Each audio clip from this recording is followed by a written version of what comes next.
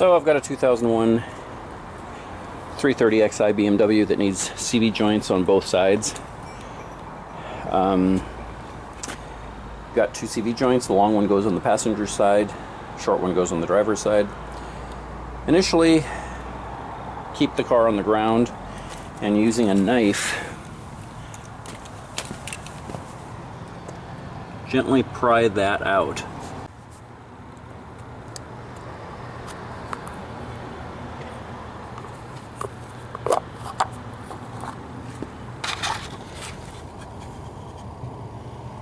Using the chisel, open that up, and take the nut off. If you have a chisel that's all steel like this, it will work much better than using a screwdriver with some kind of a plastic end. The plastic end absorbs the pounding from the hammer and doesn't open that up very well. This is a little overkill. It's a little big, but it'll do the job.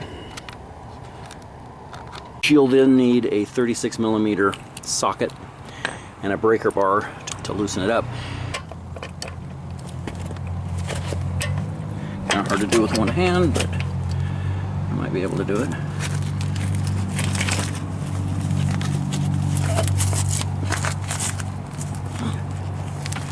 There we go.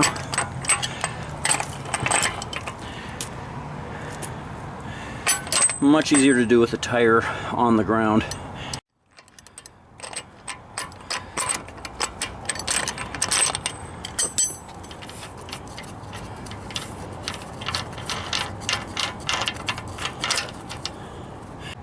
So with the nut off, you can hit it a couple times with the chisel and it'll break the break the axle free from the wheel area here. Loosen the lug nuts, jack the car up, secure it safely, and you can remove the wheel. To loosen the lug nuts, you're going to need a 17mm socket. So I place a jack under each side of the car. Once the wheels are off the ground, you can take off the remaining lug nuts and remove the wheel.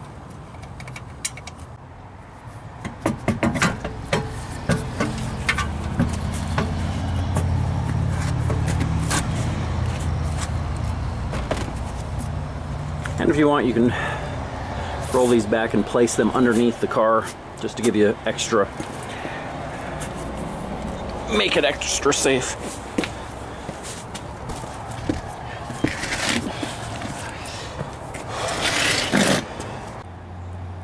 Once you have the car jacked up, you're going to want to remove this protective cover. There's two Phillips screws on each side there and on the other side, and then 3 in the back, and then this just pushes back and drops down and you can pull it out.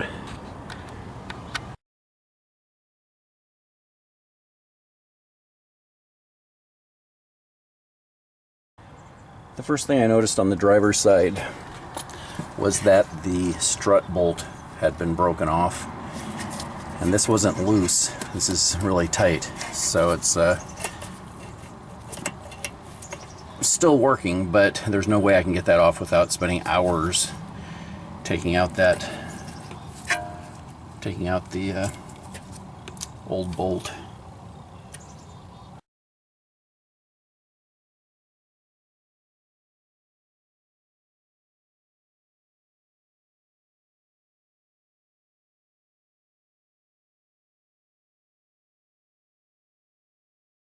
Using a 16mm wrench and it's a T30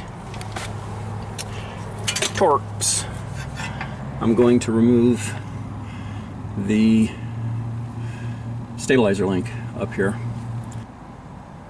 These are the tools I used to remove the stabilizer link.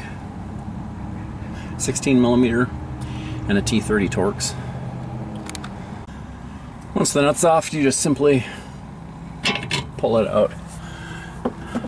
Next thing you want to do is come around to the front of the hub, and with a 5mm hex, unscrew that screw and pull out by twisting and pulling take out the ABS speed sensor.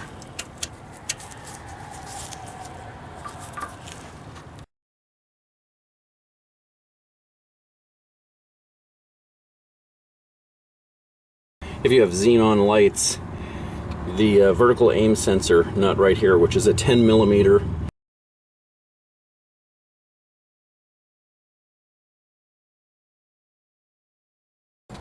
takes an 8 millimeter wrench to hold the screw still while you use a 10 millimeter wrench to unscrew that screw right there. Next, I'm going to remove the two 18 millimeter screws that hold the ball joint arm on. To do it, I can use an 18 millimeter socket on that. This nut here gets in the way of that one, so you have to jack this arm up a little bit to create more room. And then you can remove that, first using an 18 millimeter wrench. Alright, once they're loosened, you can just pull that one out as far as you can, and then this one comes all the way out. So I'm going to push the CV joint in as far as I can, and then I'm going to pull this out and see if I can't pull the CV joint out. Sure enough, no problem. Just pulled it out and the CV joint came right out. So at this point, the one end of the CV joint's out, and you need to come in on this side and let's see here, back in here from underneath the vehicle, put a screwdriver or a wedge or some sort of a chisel and loosen this up from the body there. So I'll show you how I'm going to do it here. I'm going to come underneath here and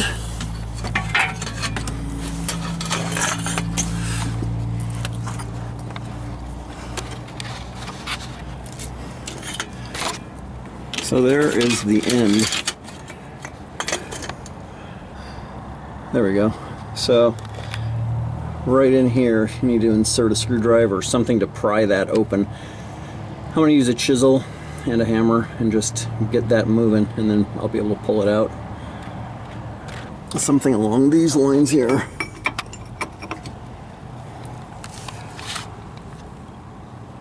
Pounding that, prying it open. I might be able to even do it by hand, but I can't do it holding a camera. So by using that chisel against the end of the CV joint and then a hammer, I've been able to pry that loose. Let's see here. Pry it loose from the housing there. And once it's loose, it's fairly easy to pull it right out.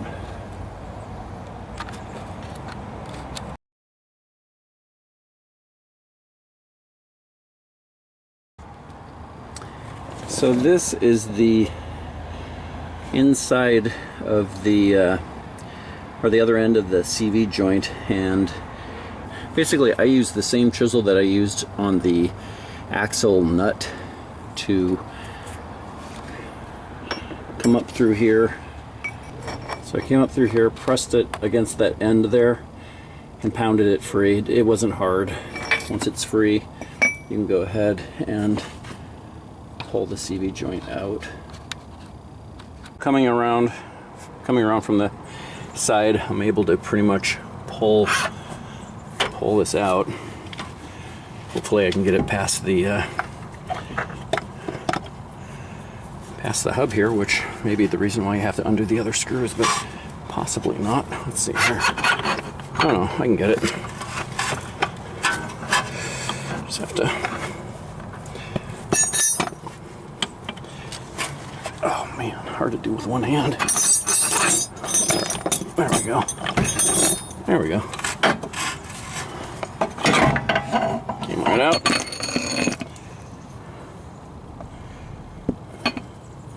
Got the clip still on there. All right. So it was able to do. The other side did not have the the headlight. I think that's what this is, the headlight positioner. So it's a matter of just taking the 2 bolts here, the stabilizing link screw, the speed sensor hex nut back there, and pull this thing out, leaving the calipers in place. No need to hang anything up. Don't even really need to pull the wires off here. So here they are, beat up completely.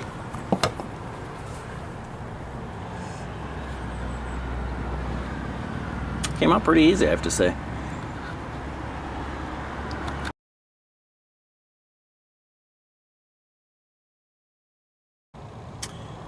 You're going to probably want to replace the axle seal right here. They're like $10 or so. It's the rubber right here. They just pry out and there goes my light. Pry out and gently pound back in. So before I put these back in, just to compare the new CV joints with the old ones. The new ones I got on Amazon for about $150 for both, and when I had replaced these a long time ago, I put a little anti-seize on the ends here, which made it extremely easy to get them out. This one I obviously didn't put any on, and you can see how it's a little rusty. It still had no trouble coming out, but it wouldn't hurt to put some on the ends, so I'll do that. The other thing you'll see online, people talking about replacing that out. Don't use the one that comes with it, but I've used it. It's just fine. I put a little oil on the end to make sure that they're, you know, they can move in easy, and there should be no problem. So I just leave those alone, and well, they're ready to go back in now. Alright, so this is looking inside the differential where the CV joint goes. CV joint end.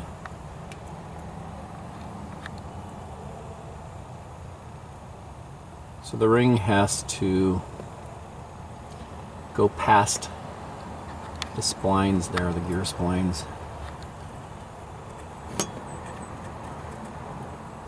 Which you do just by pressing it in firmly. You'll hear the snap.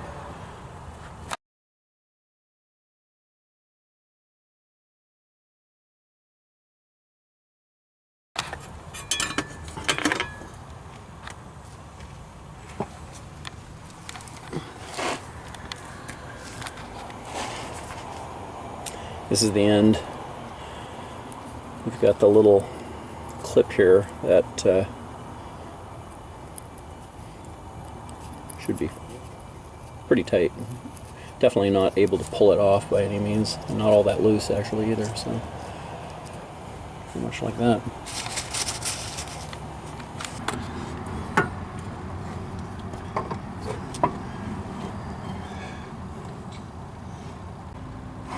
Alright, so what I ended up doing was using both hands, holding on to this, and just using both hands just pushed it in. I first spun it to see if there was any seating that needed to be done. I just gently turned this whole unit around and then pressed it in with both hands, and it just clicked right in. You can test it then by trying to pull it out, and if it doesn't come out easily, or if you hear a click, that's the little wire ring there locking into place. But anyway, driver's side's in on that end. Now I'll come out here and put it in on this end. Pulling it right through here. And the new one's in. I'll clean up that a little bit, get rid of some of the anti-seize, and then tighten the nut up on it.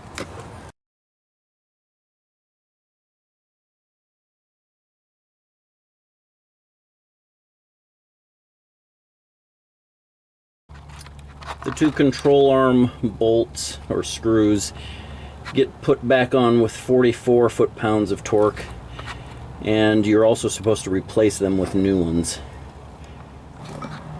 The stabilizer link nut gets put back on with 48 foot-pounds.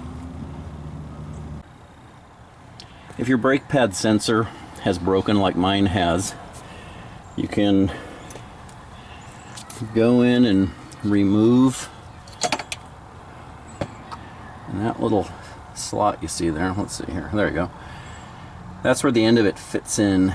I'll put the old one in and I'll show you what I mean here.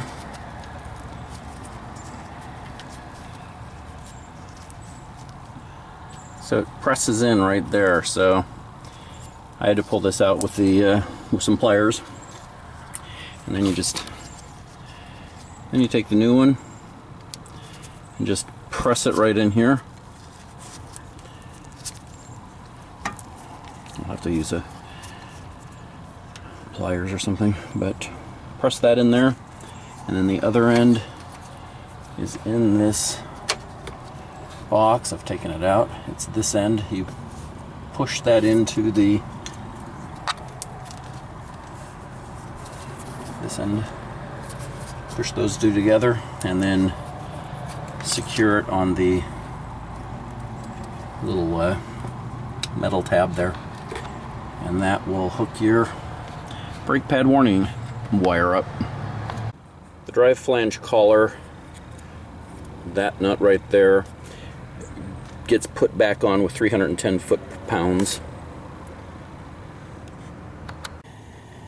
After you torque the nut here to 310 foot-pounds, take your chisel and bend the collar there down into that groove to lock it. Do it there and do it there. Put something to protect the wheel, take a chisel, and then gently but firmly pound. It will bend the collar enough to lock it in place. Last but not least,